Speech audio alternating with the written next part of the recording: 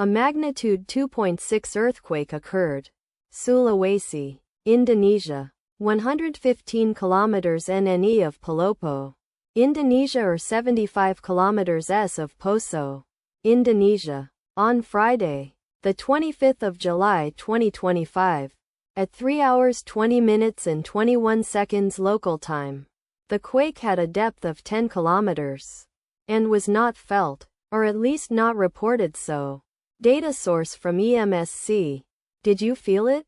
Let us pray. May the earthquake that occurred not affect our brothers and sisters there. May the earthquake not happen again.